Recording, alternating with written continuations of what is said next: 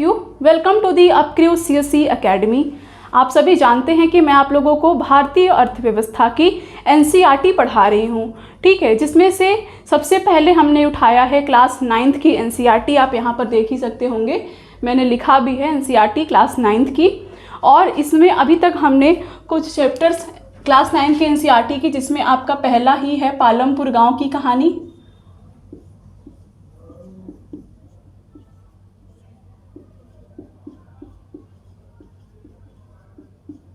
और संसाधन के रूप में लोग।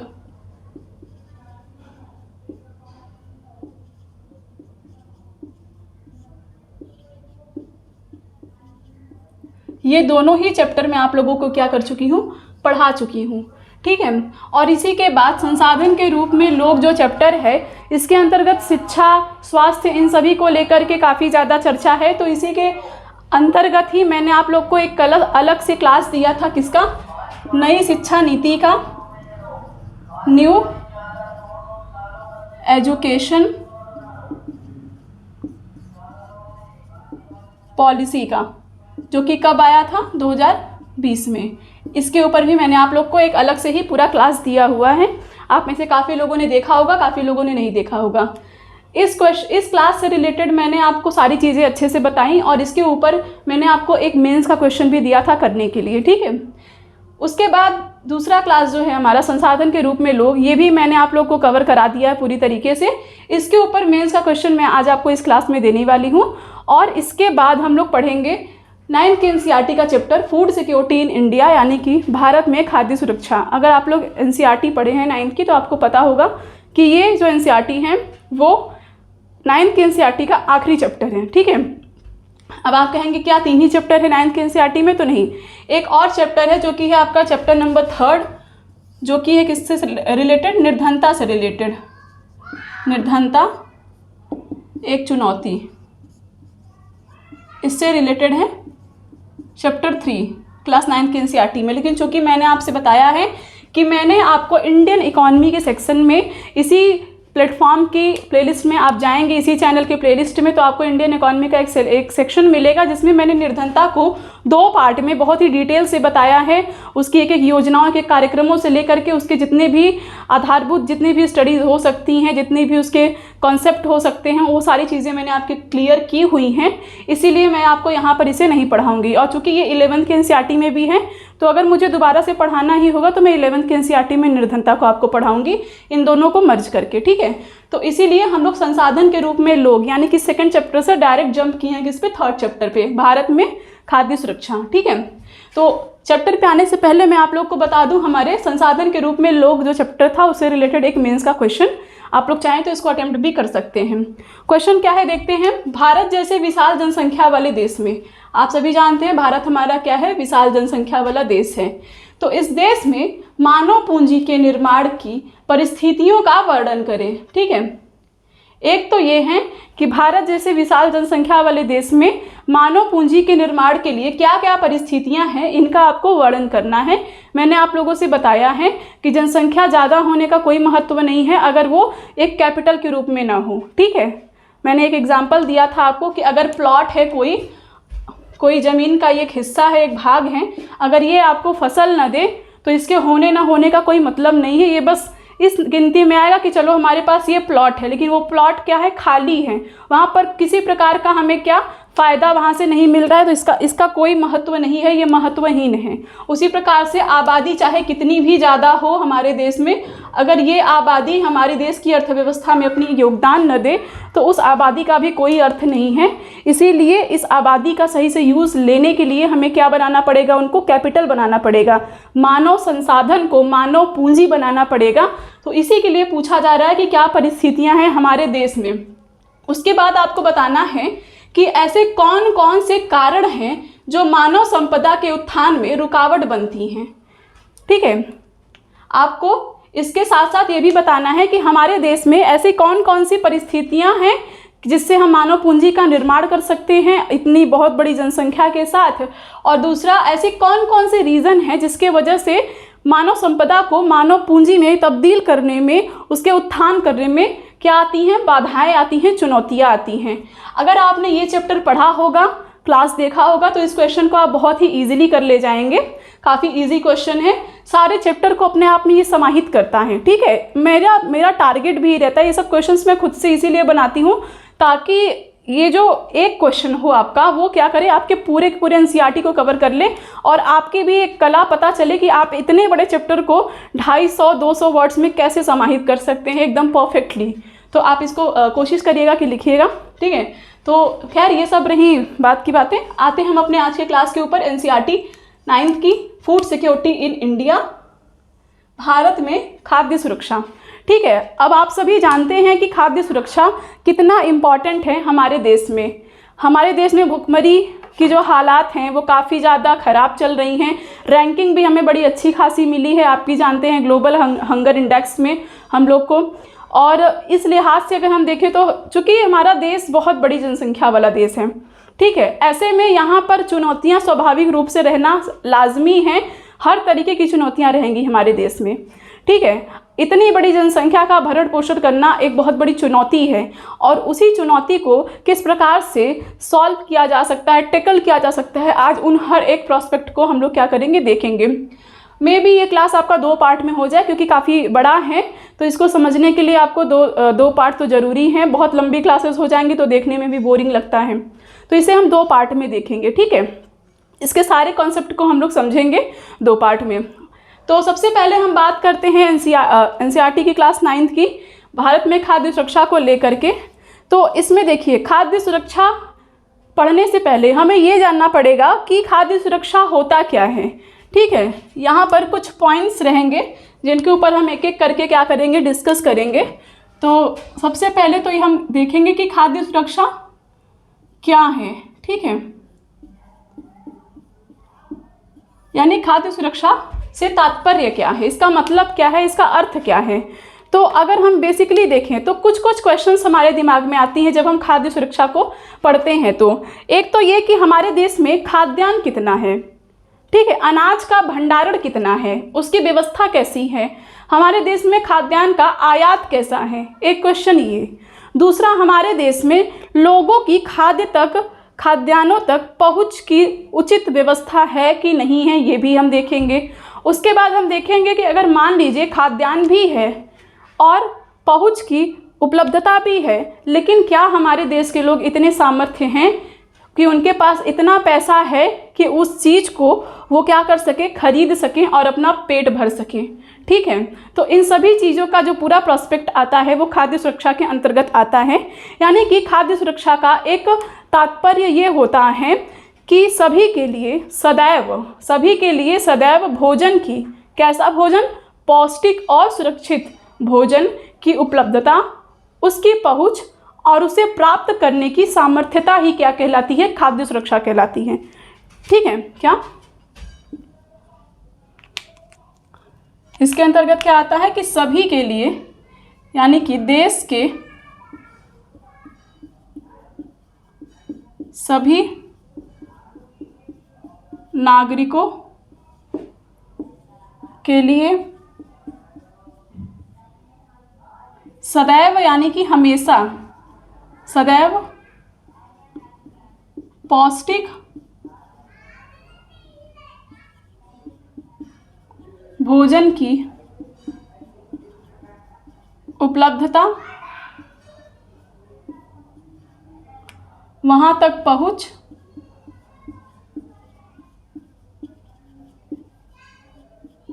एवं उसे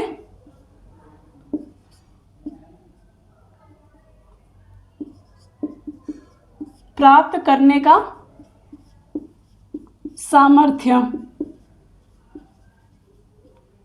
ये क्या कहलाता है, खाद्य सुरक्षा कहलाता है। ठीक है, और आप जानते होंगे कि हमारे देश में खाद्यान्न जो होते हैं उनका स्टॉक किया जाता है। ठीक है, फिर उनको क्या करते हैं, जैसे आप लोग सुने होंगे गांव में अपने या फिर टाउन में जहां भी आप रहते होंगे कि राशन कार्ड बनता है। राशन कार्ड से आपको कोटा पर क्या मिलते हैं, सरकार की तरफ से कुछ अनाज मिलते हैं बहुत ही कम दामों पर, मार्केट की जो प्राइस है उनसे कम दामों पर आपको मिलते हैं। तो बेसिकली अगर हम देखें तो सरकार का ये लक्ष्य है कि सभी को भंडारण क्यों किया जाता है, ताकि आप एक तो उन लोगों तक जिनको आवश्यकता है वहाँ तक खाद्यान्नों को पहुँचाया जा सके किफ़ायती रेट पे। दूसरा, आपातकाल जब की स्थितियाँ जब बनती हैं हमारे देश में, तब इन खाद्यान्नों का क्या हम कर सके, यूज़ कर सके। तो इन कुछ ऐसी परिस्थितियाँ होती हैं जिसके लिए हम अनाजों का क्या करते हैं, भंडारण करते हैं। ठीक है, आगामी वर्षों को ध्यान में रखते हुए। तो इसीलिए होता है कि मान लीजिए कि भंडारण है, तो भंडारण होने से मतलब नहीं है, पहुंच आसान होना चाहिए। अगर मान लीजिए कि सरकार कोटा पर अनाज दे रही है, लेकिन आपका जो गांव है उससे 20-25 किलोमीटर मिल रहा है, 20-25 किलोमीटर दूर आपको अनाज मिल रहा है। ठीक है, तो ऐसे में आपको क्या लगेगा, इतना दूर कौन जाए, आप यही सोचेंगे ना कि जितना दूर हम लेने जाएंगे उतना तो हमारा किराया भाड़ा लगेगा, लेके आने में मेहनत लगेगा, तो थोड़ा बहुत ज़्यादा पैसा देके हम मार्केट से ही खरीद लेते हैं, इससे अच्छा ये आता है ना। तो इसीलिए सिर्फ भोजन की उपलब्धता या खाद्यान्न की उपलब्धता ही नहीं, बल्कि उनकी पहुंच भी क्या होनी चाहिए, सुगम होनी चाहिए। इसीलिए व्यवस्था ये है कि अब आप जिस गांव में, जिस टाउन एरिया में रहते हैं, आपको वहीं पर या तो राशन की दुकानें निर्धारित की गई हैं, वहाँ से आप खरीदिए, या फिर जैसे भी आपके गाँव में जैसे भी मिलते हो, अब जो भी मिलता है आप ही के गाँव में मिलता है, आप ही के टाउन एरिया में मिलता है, तो उसके लिए आपको कोई बहुत ज़्यादा दूर नहीं जाना है। अब सपोज़ कि पहुँच भी सुगम हो गया है, सरल हो गया है, सुलभ हो गया है, तो अब आपको क्या चाहिए, पैसे चाहिए। आपके पास पैसे भी हैं कि नहीं, आपके पास पैसे भी तो होने चाहिए परचेस करने की। इसीलिए सरकार क्या करती है, मार्केट प्राइस से बहुत ही कम रेट रखती है, ताकि मोस्ट ऑफ द सभी लोग उसको क्या कर सके, परचेस कर सकें। ठीक है, देखिए कोई भी देश भुखमरी से 100% निजात पाना बहुत ही ज़्यादा मुश्किल है, एक तरीके से आप असंभव प्रतीत होता है, लेकिन काफ़ी हद तक इसकी चुनौती को तभी सही किया जा सकता है जब हमारे देश से निर्धनता का स्तर कम होगा। अगर गरीबी रहेगी, निर्धनता रहेगी, तो लोगों के पास पैसे ही नहीं रहेंगे कि वो किफ़ायती दरों पर भी उस चीज़ को खरीद सकें। इसलिए बहुत सारी प्रॉब्लम आती हैं। भुखमरी जैसी चीज़ों को, खाद्य सुरक्षा जैसी चीज़ों को एड्रेस करने के लिए, इनको सशक्त करने के लिए, इनको सही करने के लिए सबसे ज़्यादा ज़रूरी है कि निर्धनता का उन्मूलन किया जाए देश से। गरीबी के स्तर को हमेशा क्या किया जाए, कम से कम किया जाए। ठीक है, तो ये सारी चीज़ें होने के बाद ही हमारे देश में खाद्य सुरक्षा और लोगों तक अच्छी खाद्य की पहुंच क्या हो पाएगी, सुनिश्चित हो पाएगी। ये तो रहा कि होता क्या है, तात्पर्य क्या है खाद्य सुरक्षा से। अब हम कहें कि इसकी आवश्यकता क्यों है, तो देखिए जो हमारे देश में जो कुछ ऐसे लोग हैं जो कि आर्थिक स्थिति से पिछड़े हुए हैं, जिनके पास सही से खाने की व्यवस्था नहीं है, इनके अंदर इतनी सामर्थ्य नहीं है कि वो महंगी महंगी चीज़ों को खरीद के खा सकें। ठीक है, तो गरीबी से ग्रस्त हैं बेसिकली। अगर हम देखें तो जो गरीब वर्ग हैं वो इन चीज़ों से बहुत ज़्यादा ग्रस्त रहता है, इन सारी समस्याओं से, खाने पीने की चीज़ों को लेकर के। तो एक तो उनके लिए बहुत ज़रूरी है, ठीक है, क्या हो, खाद्यान्नों का उचित भंडारण हो, ताकि सरकार क्या कर सके, उसे उचित दामों पर वितरण करा सके उनमें, और वहाँ तक उनके पास जो अनाज हैं वो पहुँच सकें। एक तो ये है। दूसरा कि कभी कभी क्या होता है कि मोस्ट ऑफ द तो देखेंगे जो गरीब तबका है वही खाद्यान्न की सुरक्षा से वंचित होता है, यानी उसी के पास खाने को भोजन नहीं होता है। ठीक है, लेकिन कभी कभी क्या होता है, जब आपदा का टाइम होता है, जैसे कि बाढ़ और सूखा जैसी जो विपत्तियां आ जाती हैं, अकाल जैसी जो परिस्थितियां उत्पन्न होती हैं, तो ऐसे लोग जो गरीबी रेखा से ऊपर सामान्य जीवन जी रहे होते हैं वो भी इन चीज़ों से प्रभावित हो जाते हैं। जिनके पास बहुत पैसा है उनकी बात नहीं है, लेकिन उनकी संख्या भी तो उतनी नहीं है। जो मिडिल क्लास है और जो लोअर क्लास है उनके कंपैरिजन में हायर जो क्लासेस हैं उनकी संख्या बहुत कम है, तो उनको हम नहीं देखेंगे। यहाँ पर हम सामान्य व्यक्ति को देख रहे हैं। एक तो जो गरीब तबका है जो कि हमेशा खाद्य सुरक्षा के संकट से ग्रस्त हैं, लेकिन आपदा और विपत्ति के समय में हमारा मिडिल क्लास भी, हमारा सामान्य वर्ग भी क्या है, इससे ग्रस्त हो जाता है। तो इसी वजह से खाद्य सुरक्षा बहुत ज़रूरी है, और इसीलिए सरकार को भी चाहिए कि वो क्या कर सके, खाद्यान्नों का स्टॉक कर सके बेहतर से बेहतर। ठीक है, तो कैसे होता है स्टॉक, क्या प्रणाली है जो वितरित किया जाता है कोटा पर या फिर राशन की दुकानों पर, आपको जो सरकार की तरफ से जो राशन वितरित किए जाते हैं किस माध्यम से वितरित किए जाते हैं, कैसी सारी चीज़ें वर्क करते हैं, इन सभी को हम आगे देखेंगे। तो फिलहाल ये सारी चीज़ें हैं कि हमने दो चीज़ों को एड्रेस कर लिया है यहाँ पर, एक तो क्या है और दूसरा क्यों आवश्यक है। ठीक है, क्यों आवश्यक है। मैंने आपको बताया कि इसके अंतर्गत कि एक तो जो गरीब वर्ग है उनके लिए,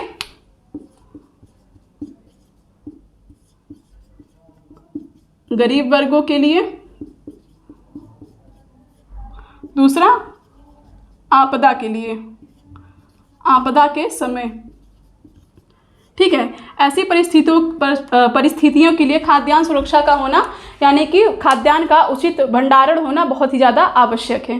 ठीक है, अगर रहेगा तभी तो हम लोगों को मदद दे पाएंगे। जैसे आप देखते होंगे कभी कहीं बाढ़ आता है तो सरकार उनके जो बाढ़ पीड़ित होते हैं वहाँ तक खाना, खाद्यान्न, अनाज ये सब पहुँचाने का काम करती है। तो ऐसे में कैसे हो पाएगा? तभी हो पाएगा जब हमारे पास उचित स्टॉक होगा। तो इसीलिए ये सारी चीज़ें बहुत ज़रूरी हैं। ठीक है, अब ये सारी चीज़ें तो हो गई, लेकिन हम देखते हैं कि जो विश्व खाद्य शिखर सम्मेलन 1995 में एक अनाउंसमेंट किया गया था खाद्य सुरक्षा को लेकर के। ठीक है, किसके द्वारा? विश्व खाद्य शिखर सम्मेलन 1995, विश्व खाद्य शिखर सम्मेलन 1995 में एक क्या किया गया था? घोषणा या फिर अनाउंसमेंट, जो भी आप कहिए, एक अनाउंसमेंट किया गया था। यहाँ पर इन्होंने कहा था कि वैयक्तिक यानी कि निजी तौर पर, पारिवारिक यानी कि एक परिवार के स्तर पर, क्षेत्रीय यानी एक रीजन, एक पूरे क्षेत्र के स्तर पर, राष्ट्रीय यानी पूरे राष्ट्र के स्तर पर, और वैश्विक यानी पूरे वर्ल्ड के स्तर पर खाद्य सुरक्षा का अस्तित्व तभी संभव है जब सक्रिय एवं स्वस्थ जीवन हेतु आहार संबंधी जरूरतों एवं पर्याप्त, सुरक्षित व पौष्टिक खाद्य लोगों तक सदैव भौतिक व आर्थिक रूप से पहुंच सके। ठीक है, यानी कि इन्होंने कहा था, बेसिकली इनका कहने का तात्पर्य ये है कि एक तो निजी तौर पर भी, यानी कि आप इसको समझिए कि खाद्यान्न का जो पहुंच हो वो कितने स्तर पर हो? वर्ल्ड, नेशनल, उसके बाद रीजनल, देन फैमिली और देन सेल्फ। यानी कि सिर्फ ऐसा नहीं कि विश्व के आंकड़ों में है कि हाँ पूरा विश्व जो है वो अच्छे से खाद्यान्न की सुरक्षा को प्राप्त कर रहा है, खाद्यान्न की प्राप्ति कर रहा है, नहीं।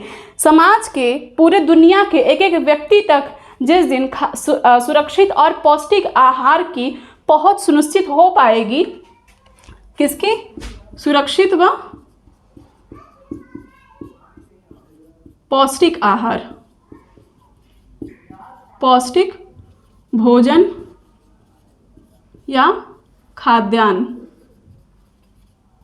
जिस दिन इसकी पहुंच इन सभी स्तर तक हो जाएगी, वैश्विक, देशी यानी कि राष्ट्रीय, उसके बाद क्षेत्रीय यानी रीजनल, फिर फैमिली तक यानी कि पूरे परिवार तक, पूरे दुनिया का जितना परिवार है उस एक एक परिवार तक, और उस एक एक परिवार में रहने वाले एक एक व्यक्ति तक जिस दिन सही, सुरक्षित और पौष्टिक भोजन की, खाद्यान्न की उपलब्धता सुनिश्चित हो जाएगी, उसी दिन माना जाएगा कि सही में खाद्य सुरक्षा के लक्ष्य को क्या किया गया है? प्राप्त किया गया है। ये किसका कथन है, किसका अनाउंसमेंट है? विश्व खाद्य शिखर सम्मेलन की क्या है? अनाउंसमेंट है। और कब की? 1995 की। ठीक है, ये सारी चीज़ें यहाँ तक हमने देखी। अब हम बात करेंगे किसके ऊपर कि इसका इफेक्ट क्या पड़ता है। मान लीजिए हमने ये देखा कि हाँ ये होता क्या है, क्यों होता है, ये हमने देख लिया, किस प्रकार से इसको प्राप्त किया जाएगा ये भी हमने देखा। तो अब हम बात करते हैं कि अगर मान लीजिए कि खाद्यान्न सुरक्षा अगर नहीं है हमारे देश में तो इसका प्रभाव क्या पड़ेगा। ठीक है, सपोज दैट कि खाद्यान्न सुरक्षा ना होने का प्रभाव का बेसिकली मतलब ये होता है कि ऐसे कौन से रीज़न हैं जिसके वजह से खाद्यान्न संकट उत्पन्न होता है और इसका क्या प्रभाव पड़ता है। ये सारी चीज़ें हम यहाँ पर क्या करेंगे? डिस्कस करेंगे। ठीक है,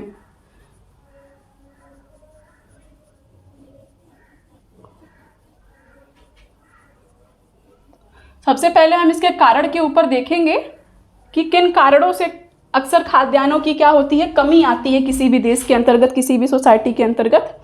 तो होता क्या है कि रीज़न ये हैं, कारण। कारण क्या आता है इसमें? कारण ये आता है कि सपोज कोई प्राकृतिक आपदा आ गई,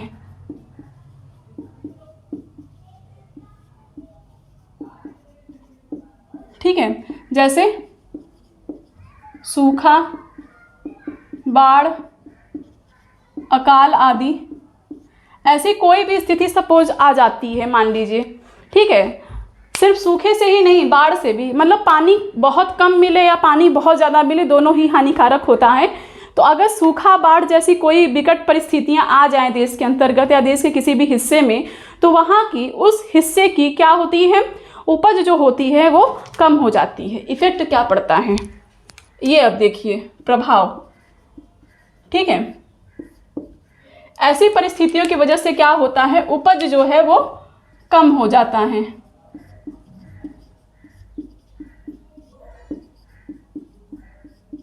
ठीक है, उपज कम हो जाता है।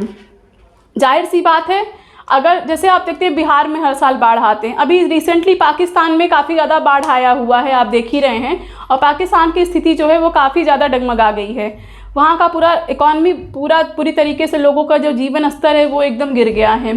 काफ़ी लोग उसमें डेथ भी हुई काफ़ी लोगों की, और काफ़ी लोग अपने घरों से बेघर भी हो गए हैं।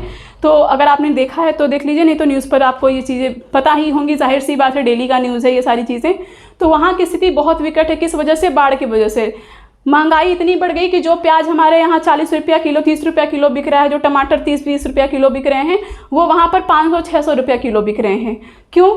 क्यों बिक रहे हैं ऐसे इतने महंगे दामों में? क्योंकि वहाँ पर खाद्यान्न की संकट स्थिति की उत्पन्न हो गई है। वहाँ पर खाद्यान्न की संकट की स्थिति उत्पन्न हो गई है। इस वजह से क्या हो रहा है, वहाँ पर इतनी दिक्कत हो रही है। अगर वहाँ की गवर्नमेंट के पास अच्छे से खाद्यान्न का क्या होता, स्टॉक मौजूद होता, उनके पास खाद्यान्न की उपलब्धता होती, तो उतना शायद दिक्कत ना आती। लेकिन फिर भी चूँकि जो आपदा है वो बहुत विकट रूप में है, इस वजह से आना स्वाभाविक है। हमारे बिहार में भी बाढ़ आता है, और भी बहुत से रीजन हैं, यूपी, एमपी, उड़ीसा, कौन से रीजन में अक्सर आते हैं हमारे यहाँ बाढ़। अगर हम इनकी बात करें तो आप देखेंगे यूपी, एमपी, बिहार, झारखंड, छत्तीसगढ़, उड़ीसा, महाराष्ट्र और आपका एक आता है कौन सा, पश्चिम बंगाल।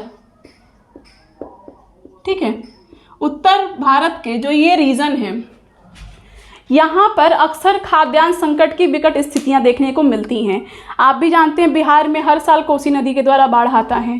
ठीक है, तो इससे क्या होता है कि फिर बाद में आपने सुना होगा न्यूज़ में कि वहाँ पर लोगों को रियायतें क्या की जा रही हैं, उपलब्ध कराई जा रही हैं। यानी सरकार उनके पास खाद्यान्न यानी खाने पीने की सामान क्या कर रही है, भेज रही है हेलीकॉप्टर के माध्यम से। तो ये कब होता है? जब आपके पास स्टॉक होगा तभी ना आप उन्हें दे पाएंगे।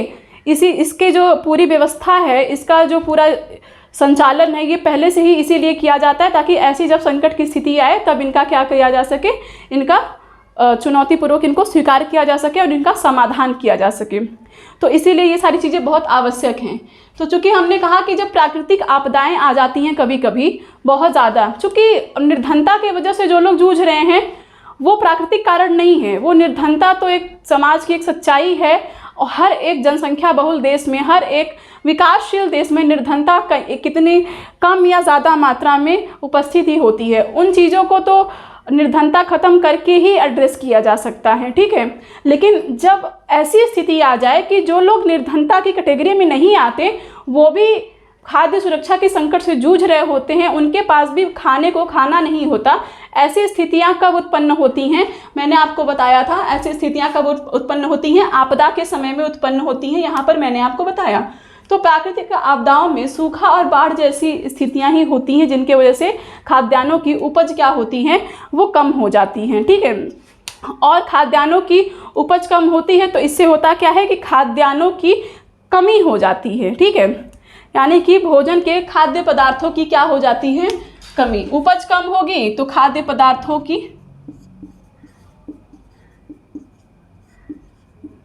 कमी उत्पन्न हो जाएगी। अब जाहिर सी बात है, आप भी जानते हैं कि अगर पैदावार ही नहीं होगा तो फिर खाद्य पदार्थों का कमी तो होना निश्चित है। और जब कमी होगी तो फिर क्या होगा, इनकी खाद्य पदार्थों की कीमतों में क्या हो जाएगी, वृद्धि हो जाएगी। कीमतों में वृद्धि।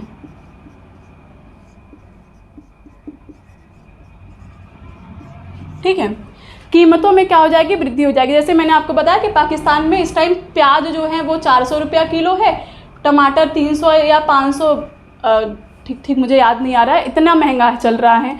क्यों? क्योंकि वहाँ पे क्या हो गया, खाद्यान्नों की कमी हो गई है। क्यों? क्योंकि प्राकृतिक आपदा वहाँ पर टूट पड़ी है। और हमारे देश में प्याज कितने रुपए किलो मिला है, आप लोग जानते ही हैं, जितने रुपए किलो आपके यहाँ पर मिलता है। तो ये सारी स्थितियाँ हैं कि कीमतों में वृद्धि हो जाती है, और कीमतों में वृद्धि होती है तो जाहिर सी बात है कि जो गरीब लोग तो जो पहले से ही नहीं खा पा रहे थे खरीद के, वो अब क्या खाएंगे, और जो कुछ सामान्य लोग जो खरीद के खा भी लेते थे वो भी नहीं खरीदेंगे। फिर यहाँ पर क्या हो जाता है, भुखमरी उत्पन्न हो जाता है। ठीक है, भुखमरी उत्पन्न हो जाती है। ठीक है, जाहिर सी बात है भुखमरी उत्पन्न होना स्वाभाविक सी बात है। तो चूंकि भुखमरी अगर उत्पन्न हो जाएगी, क्योंकि लोग खरीद नहीं पाएंगे तो खाएंगे कैसे, और जब खाएंगे नहीं तो फिर क्या होगा, भुखमरी के बाद अकाल की स्थिति आएगी। यानी ज़्यादा से ज़्यादा लोग जब खाना छोड़ देंगे तब अकाल की स्थिति उत्पन्न हो जाएगी, और जब अकाल की स्थिति उत्पन्न होगी तो लोग विवश हो जाएंगे।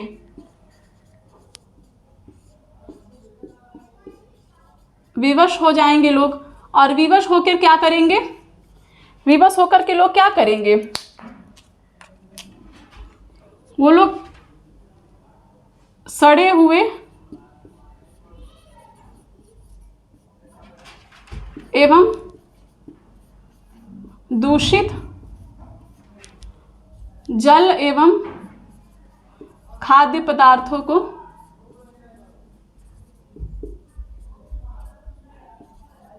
ग्रहण करेंगे। ठीक है, देखिए अब प्राकृतिक आपदा आएगी, उपज में कमी होगी, खाद्य पदार्थों की कमी उत्पन्न होगी, कीमतों में वृद्धि होगी, जिसकी वजह से भुखमरी आएगी, भुखमरी की वजह से अकाल की स्थिति उत्पन्न होगी, और लोग विवश होंगे सड़े गले चीज़ों को खाने के लिए, गंदे पानी पीने के लिए, इन सब चीज़ों के लिए लोग विवश होंगे। क्योंकि जब नहीं मिलता तो लोग कुछ भी करते हैं, भूख ऐसी चीज़ है जो आदमी से कुछ भी करा देती हैं। तो ये सारी चीज़ें जो हैं वो आएंगी, और जब लोग सड़े गले खाना खाएंगे, दूषित जल का पान करेंगे, यानी दूषित जल पिएंगे, तो फिर क्या होगा, बीमारियां, रोग एवं महामारियां फैलेंगी। ठीक है, रोग एवं महामारियां फैलेंगी। जाहिर सी बात है जब सड़ी गली चीज़ों को लोग खाएंगे तो रोग फैलेगी, महामारी फैलेगी, और जब ये सारी चीज़ें होंगी तब क्या होगा, मृत्यु दर में वृद्धि।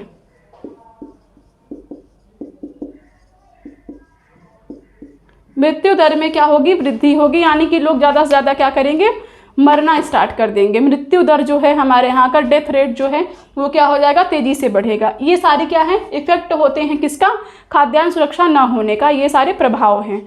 ठीक है, क्या प्राकृतिक आपदा आई, सूखा या बाढ़ आया, उसकी वजह से उपज में कमी आई, उपज में कमी आई तो उत्पादन कम हो गया, और जिसकी वजह से खाद्य पदार्थों की कमी उत्पन्न हो गई। उसके बाद क्या होगा, खाद्य पदार्थ जब कम है तो महंगे बिकेंगे, जाहिर सी बात है, कीमतों में वृद्धि हो गई, कीमतों में वृद्धि हो गई तो जो लोग नहीं खरीद पाते थे वो भी नहीं खरीद पाएंगे, भुखमरी आ जाएगी, भुखमरी आएगी तो अकाल की स्थिति उत्पन्न होगी, अकाल की स्थिति उत्पन्न होगी तो लोग विवश हो जाएंगे क्या करने के लिए, सड़े एवं दूषित जल के खाद्य पदार्थों को ग्रहण करने के लिए, जिससे क्या होगा कि रोग और महामारियां उत्पन्न होगी, और जिसकी वजह से मृत्यु दर में क्या होगी, वृद्धि होगी। ठीक है, अब हम एक बार देख लेते हैं कि इससे प्रभावित कौन कौन लोग होते हैं। ठीक है, क्योंकि अगर ये सारी चीज़ें अगर हो जाएं तो इससे कौन प्रभावित होगा, क्योंकि मैंने बताया आपको कि इसका प्रभाव क्या पड़ता है, लेकिन अब हम आपको बताएंगे कि इससे प्रभावित कौन होते हैं। ठीक है, अब इससे प्रभावित कौन होंगे आप बताइए।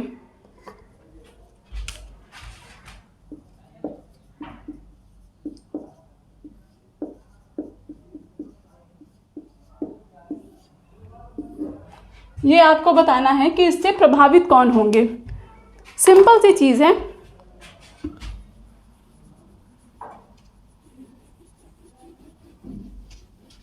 एक सेकेंड,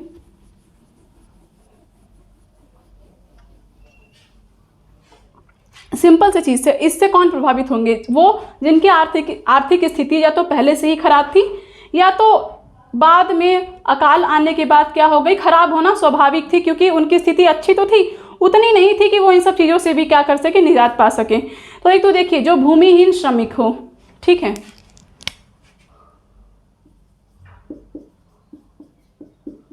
भूमिहीन श्रमिक, मजदूर, छोटे किसान, उसके बाद आप देखेंगे जो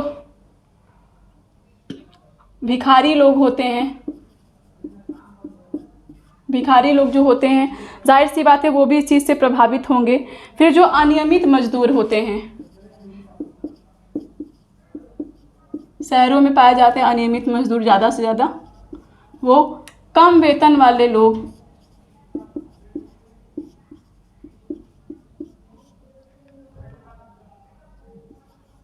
यानी जो कम वेतन पाते हैं, और जो छोटे व्यापारी होते हैं, छोटे व्यवसायी होते हैं, व्यापारी नहीं व्यवसायी, व्यवसायी मीन्स जो छोटे मोटे दुकानदार होते हैं उनकी यहाँ पर मैं बात कर रही हूँ। और ये सारे लोग, और इसके अलावा एक जो तबका है, आप देखेंगे समाज के हर एक वर्गों में थोड़ी बहुत भिन्नता है। तो जब ऐसी स्थितियाँ उत्पन्न होगी तो इनके अलावा जो समाज में एससी एसटी के जो कैटेगरी हैं, एससी एसटी वर्ग के जो लोग हैं, वर्ग में अन्य वर्गों की अपेक्षा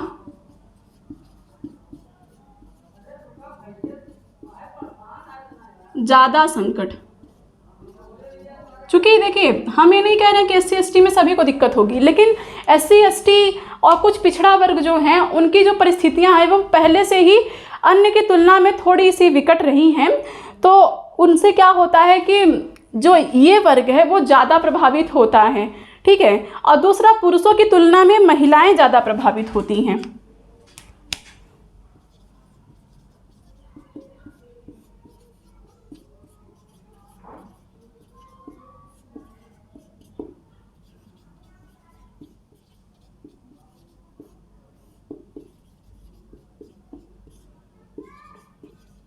अब आप कहेंगे ये कैसे मैं आपको बताऊंगी, आप बहुत इजीली इसको समझ जाएंगे कैसे होता है ये चीज़ें। देखिए, एक तो जो भूमिहीन श्रमिक हैं, मजदूर हैं, छोटे किसान हैं, भिखारी हैं, अनियमित मजदूर हैं, कम वेतन वाले लोग हैं, और छोटे मोटे जो दुकानदार यानी व्यवसायी हैं, आप समझ सकते हैं कि ये लोग, इनमें से कुछ ऐसे वर्ग हैं जो कि पहले भी अपनी सही से गुजारा नहीं कर पाते होंगे, जैसे भूमिहीन श्रमिक, मजदूर, छोटे किसान और जो भिखारी, ये लोग जो हैं अनियमित मजदूर, इन लोग की स्थिति पहले भी उतनी अच्छी नहीं होती कि बहुत अच्छे से खा पी सके।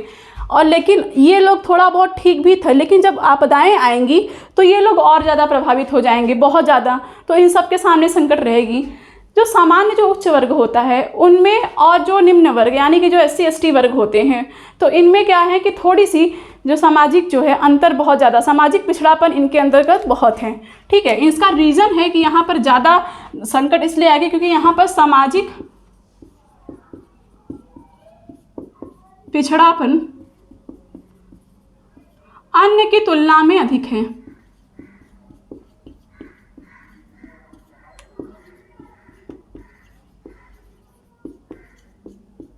जिस वजह से क्या होगा, यहाँ पर संकट ज़्यादा आएगा पुरुषों की तुलना में महिलाएं। इसलिए अब देखिए, आप अपने घर में एक बार एक चीज़ नोटिस करिए, ठीक है। तो हम सभी मध्य वर्ग से बिलोंग करते हैं, तो हम अक्सर होता क्या, मैं ये नहीं कह रही कि आपके घर में, हमारे घर में खाने की कमी है, ऐसा नहीं है। सपोज़ किसी दिन मान लीजिए कि खाना कम पड़ जाए, बना है खाना, अचानक कोई मेहमान आ गया, वो खा लिया, खाना कम पड़ गया, ठीक है, एक दो लोग का खाना कम पड़ गया, तो आपकी जो माँ होंगी, जो बीवी होंगी या जो बहन होंगी, ऐसे में क्या होता है, जो लोग गृहिणी जो होती हैं, जो आपके घर का सारा कामकाज संभालती हैं, वो क्या करेंगी कि जो मेहमान आए हैं उनको भी खिला देंगी, अपने घर के जितने भी जेंट्स हैं उनको खिला देंगी, बच्चों तक को खिला देंगी। उनको पता है कि सबको खिलाने के बाद उनके लिए नहीं बचेगा, लेकिन वो फिर भी ऐसा करती हैं। क्यों? क्योंकि उनको लगता है कि ये लोग खा लें, मेरा खाना ना खाना बराबर है। यानी कि वो लोग इस चीज़ को सेक्रीफाइस करती हैं, अपनी भूख को, किसके लिए, अपने परिवार के लिए। और ये चीज़ें परिवार की महिलाओं के अंतर्गत पुरुषों की अपेक्षा ज़्यादा होती है, इस बात को कोई भी नकार नहीं सकता, ना आप ना मैं, ठीक है। मैं ये नहीं कह रही 100% महिलाएं ऐसा सोचती होंगी, लेकिन 97% महिलाएं ऐसा ही सोचती हैं। उनका पहला लक्ष्य होता है कि उनका परिवार सही से रह ले, उनको थोड़ी बहुत कमियां भी रहेंगी तो भी कोई दिक्कत नहीं है, ठीक है। हम आप कोई भी हो, मेरे साथ भी ऐसा हुआ है कि कभी कभी घर में अगर मान लीजिए सपोज़ कोई ज़्यादा बढ़ जाए या फिर कोई थोड़ा ज़्यादा खा ले तो थोड़ी चीज़ कमी आ जाती है कुछ ना कुछ में, तो कुछ चीज़ों में हम लोग भी कॉम्प्रोमाइज़ कर ही लेते हैं, तो इतना कोई बड़ा इशू नहीं है। लेकिन फिर भी इससे आप समझ सकते हैं कि अगर संकट आएगा, सोचिए, ये तो खैर नॉर्मल घर की कभी कभार की बातें, हंसी मजाक की बातें हैं, होती रहती हैं हर किसी के घर में। लेकिन सपोज़ कि जब संकट की स्थिति आएगी और जहाँ एक ही रोटी रहेगी, तो जो महिला होगी वो रोटी अपने बच्चे को या फिर अपने पति को भी देना चाहेगी, खुद नहीं खाना चाहेगी, ये तय है, ये आप भी स्वीकार करेंगे। इसीलिए पुरुषों की अपेक्षा महिलाएँ क्या होंगी, इससे ज़्यादा प्रभावित होंगी। तो हमने आज का जो पूरा सेशन था उसमें हमने क्या देखा, सबसे पहले, अभी क्लास बाकी है, अभी मत जाइए, मैं आपको बता रही हूँ कि सबसे पहले तो खाद्य सुरक्षा होता क्या है ये हमने डिस्कस किया। उसके बाद ये आवश्यक क्यों है ये भी हमने आपको बताया। फिर मैंने आपसे डिस्कस किया क्या कि इससे इसका प्रभाव क्या पड़ता है, यानी इसका रीज़न क्या है सबसे पहले खाद्य सुरक्षा उत्पन्न होने का। उसके बाद इसका प्रभाव क्या पड़ता है, ये सारी चीज़ें मैंने बताया, और इससे प्रभावित कौन कौन होते हैं ये सब मैंने आपसे डिस्कस किया। देखिए, हमारे देश में आप कहेंगे कि मैं इतना अकाल अकाल चिल्ला रही हूँ या फिर इतना भुखमरी ये सब कह रही हूँ, तो ऐसी स्थितियाँ कभी देखी गई हैं? तो देखिए, आज के परिदृश्य में जैसा कि मैंने आपको बताया कि जो उत्तर भारत के कुछ क्षेत्र हैं, उत्तर भारत के क्षेत्र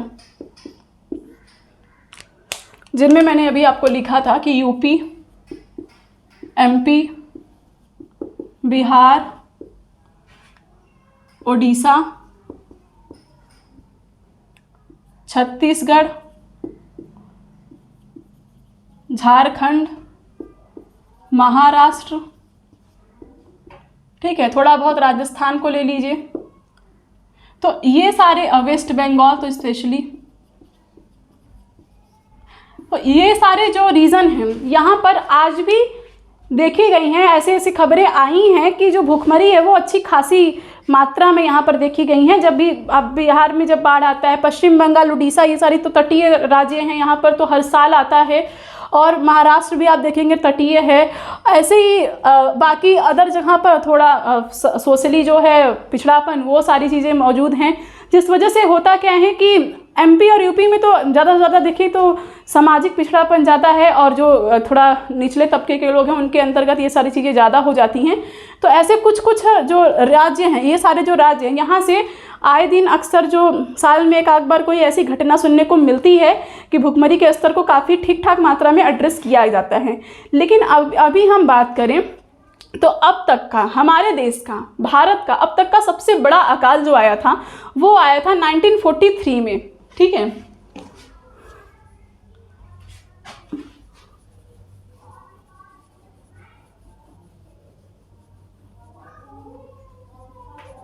देश का सबसे बड़ा अकाल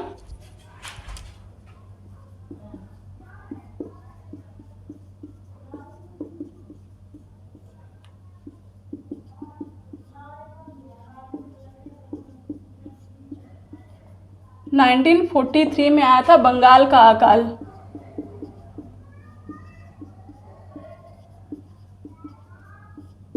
इससे भयानक अकाल आज तक पूरे इतिहास में भारत में नहीं आया और इसके बाद भी नहीं आया, ठीक है। उस समय के कुछ अंग्रेजों का राज था, कुछ वो सारे रीजन भी थे, राजनीतिक रीजन भी थे, कुछ सामाजिक भी थे, और बहुत सारे रीजन थे जिसके वजह से क्या हुआ, बंगाल में अकाल आया था। कुछ प्राकृतिक भी थे। सारी चीज़ों को मिला करके इतना भीषण अकाल पड़ा था बंगाल में उस टाइम कि सिर्फ इस अकाल की वजह से 30 लाख लोग मर गए थे, ठीक है। किससे? भूख से। 30 लाख लोग बंगाल में भूख से मर गए थे।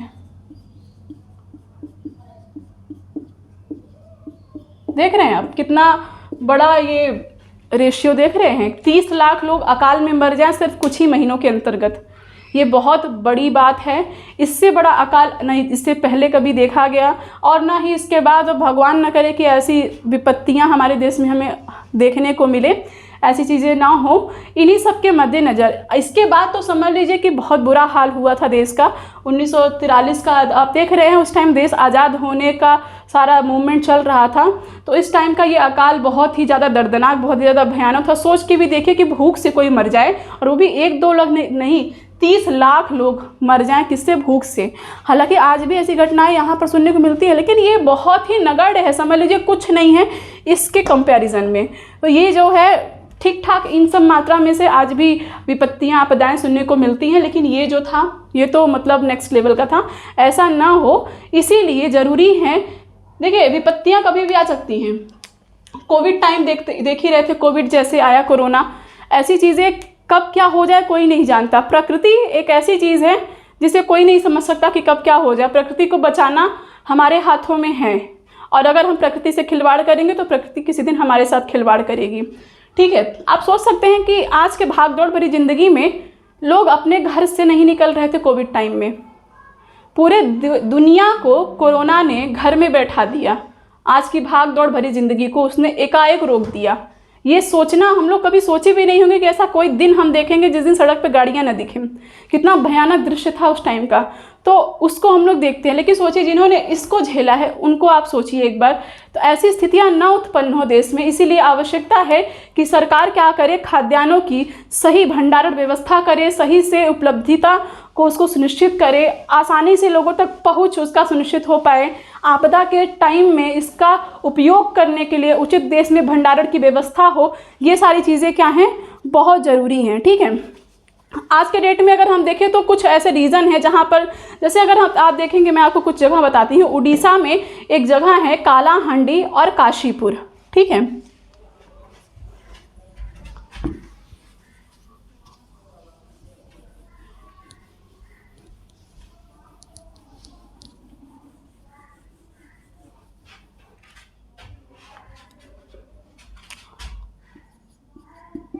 उड़ीसा,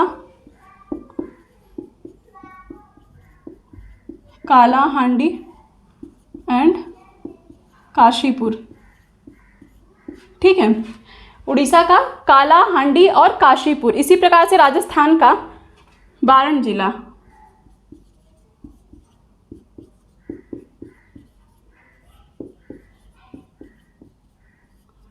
कौन सा जिला? बारन जिला। और उसके बाद झारखंड का पलामू जिला। ठीक है,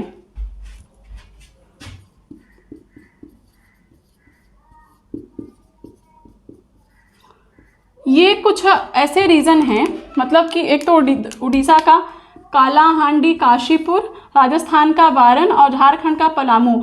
यहाँ से अकाल की एक ठीक ठाक चीज़ें देखने को मिली हैं, मतलब एक अच्छा खासा अकाल यहाँ पर देखने को मिला है। हाल के वर्षों में भूख से कुछ लोगों की मृत्यु हुई है, ऐसी खबरें भी समाचार में सुनने को मिली हैं। लेकिन ये जो स्थिति है, ये भगवान न करे कि दोबारा हमें देखने को कभी नसीब भी हो। देखना नहीं चाहते, जाहिर सी बात है, आप भी नहीं देखना चाहते होंगे। तो ये सारी चीज़ें रही हैं अकाल को लेकर के। हमने देखा खाद्य सुरक्षा की संकट से क्या कौन कौन सी चीज़ें हो सकती हैं, ये सारी चीज़ें। तो अब देखिए, ये सारी चीज़ें तो हो गई हैं, यहाँ तक के पूरी कॉन्सेप्ट को हमने क्या कर लिया है, समझ लिया है। लेकिन अब बचता ये है कि सरकार ने इन चीज़ों से बचने के लिए काम तो कर ही रही है, लेकिन क्या कर रही है? जैसा कि हमने कहा कि खाद्यान्नों की पहुंच के लिए सरकार जो कर रही है, भंडारण, स्टॉक। मैंने आपसे कहा ना कि इन सब चीज़ों से निपटने के लिए हमें क्या चाहिए, वही कि क्या होता है, यही हमें चाहिए। आवश्यकता किन चीज़ों की है? एक तो देखिए, खाद्यान्नों का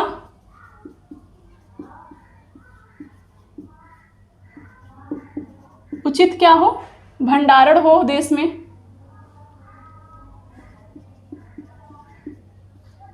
दूसरा, लोगों तक पहुंच,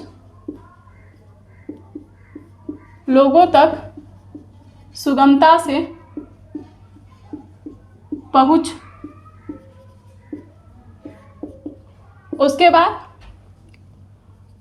लोगों को इसे प्राप्त करने की सामर्थ्यता। ये तीन चीज़ें क्या हैं? इन्हीं चीज़ों को अगर हम अचीव करेंगे, एक तो निर्धनता उन्मूलन भी, क्योंकि आपदा वाली चीज़ें तो हैं, लेकिन जो लोग हमेशा बारहों महीना इससे ग्रसित होते हैं, जो निर्धन होते हैं, उनके लिए भी हमें देखना पड़ेगा। एक तो निर्धनता उन्मूलन, निर्धनता उन्मूलन बहुत आवश्यक है अगर हमें खाद्य सुरक्षा के लक्ष्य को क्या करना है, प्राप्त करना है। तो ये चीज़ें बहुत आवश्यक हैं। आपदा से क्या क्या चीज़ें होती हैं, कैसे होती हैं, ये सारी चीज़ें तो खैर अलग चीज़ें हैं, लेकिन जो लोग बारहों महीना इस चीज़ से ग्रसित हैं, ये लोग, इनके लिए तो निर्धनता उन्मूलन ही एकमात्र विकल्प है। तो ये 3 लक्ष्य जो हैं, इनको कैसे प्राप्त किया जाता है, सरकार इसके लिए क्या करती है, इसके लिए 2 प्रमुख घटकों के ऊपर हम क्या करेंगे, हम चर्चा करेंगे, जिसमें से एक आपका क्या है, बफर स्टॉक।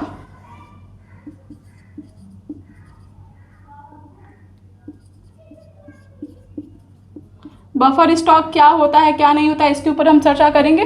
दूसरा सार्वजनिक वितरण प्रणाली,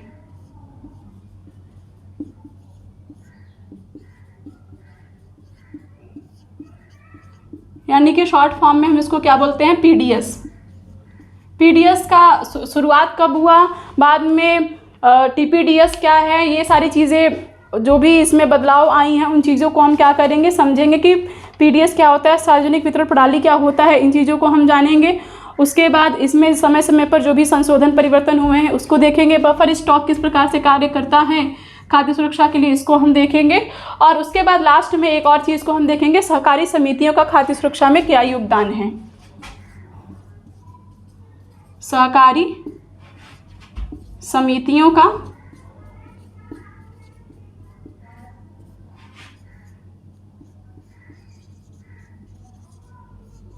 खाद्य सुरक्षा में योगदान।